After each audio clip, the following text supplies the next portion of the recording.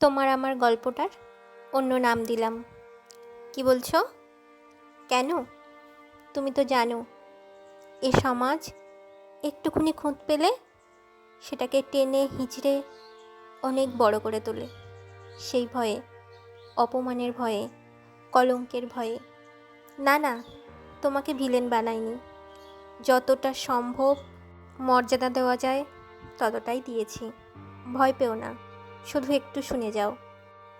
নীল আর অবন্তীর গল্পটা আর 5টা সাধারণ গল্পের মতোই শুরু হয়েছিল, কিন্তু শেষটা রয়ে গেল একটা অসমাপ্ত উপন্যাসের মতো। কলেজের লাইব্রেরির সেই বৃষ্টি ভেজা বিকেলটার কথা নীলের আজও স্পষ্ট মনে আছে। অবন্তী এক মনে রবীন্দ্রনাথের শেষের কবিতা পড়ছিল, আর নীল বইয়ের আড়াল থেকে দেখছিল তার চোখের কোণে জমে থাকা এক ফোঁটা জল। সেই শুরু।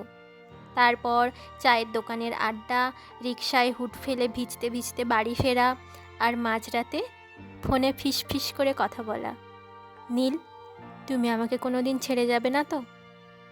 নীল হাসতে হাসতে বলতো, পাগল, নিজের ছায়াকে কি কেউ কখনো ছেড়ে থাকতে পারে? মধ্যবিত্ত পরিবারের ছেলে নীল। নীলের স্বপ্ন ছিল এক বড় লেখক হওয়ার, কিন্তু বাস্তব বড় নির্মম।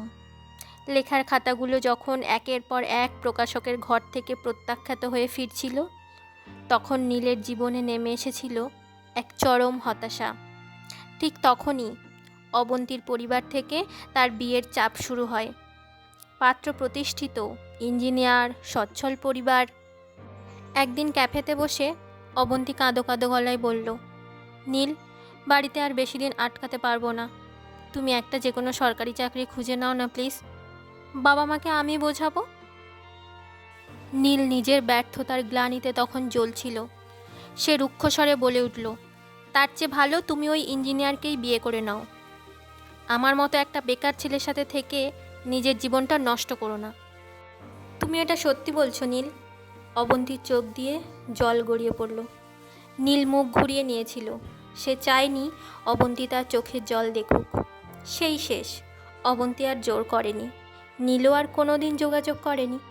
নিজের অহংকার আর ব্যর্থতার জেদে নীল একটা সম্পর্ককে নিভে যেতে দিল। 5 বছর পর নীল এখন একজন প্রতিষ্ঠিত লেখক। তার লেখা উপন্যাস এখন বেস্ট সেলার।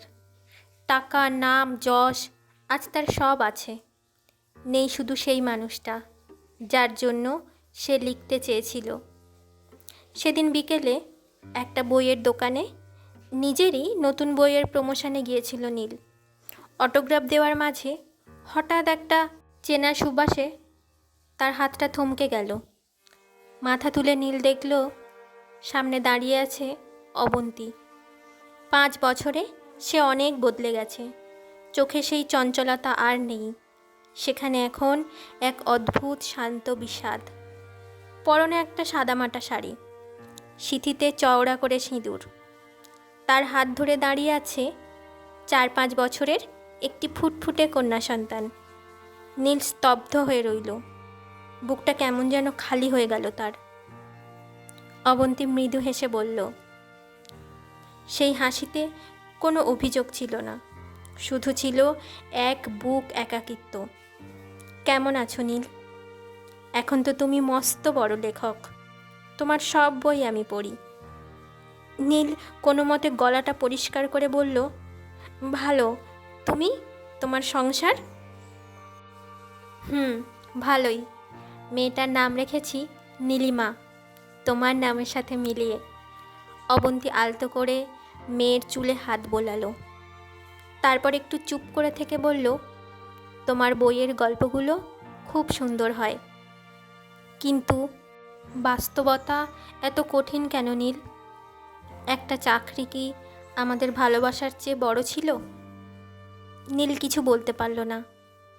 তার সমস্ত শব্দ, সমস্ত ভাষা যেন আজ হারিয়ে গেছে। যে লেখক হাজারটা শব্দ দিয়ে গল্প সাজায়, সে আজ একটা সত্যি কথার সামনে নির্বাক হয়ে গেল। মা চলো, বাবা গাড়িতে অপেক্ষা করছে।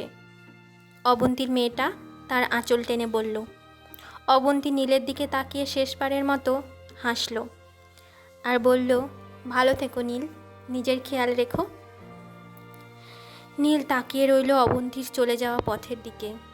ভিড়ের মাঝে অবন্তী হারিয়ে গেল, ঠিক যেমন 5 বছর আগে হারিয়ে গিয়েছিল নীলের জীবন থেকে। নীল তার ডায়েরিটা খুলল।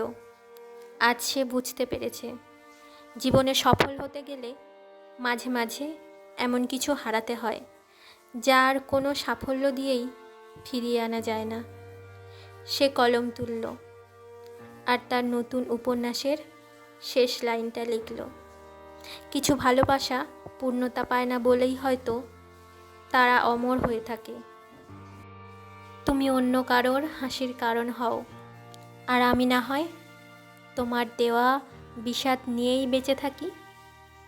জীবনের গল্পগুলো এমনই হয়, কারোরটা প্রকাশ পায়, কারোরটা পায় না। বাস্তবতার কঠিন ঘেরাটোপে কত কিছুই তলিয়ে যায়, আর তার সবচেয়ে প্রথম লিস্টে আছে ভালোবাসা, যার কোনো সার্টিফিকেট নেই, কোনো পরিচিতি নেই। তাই জন্য তো কেউ হিসাব রাখে না, কেউ গুরুত্ব দেয় না, শুধু মনের মাঝে আজীবন কিছু স্মৃতি থেকে যায়। ধন্যবাদ।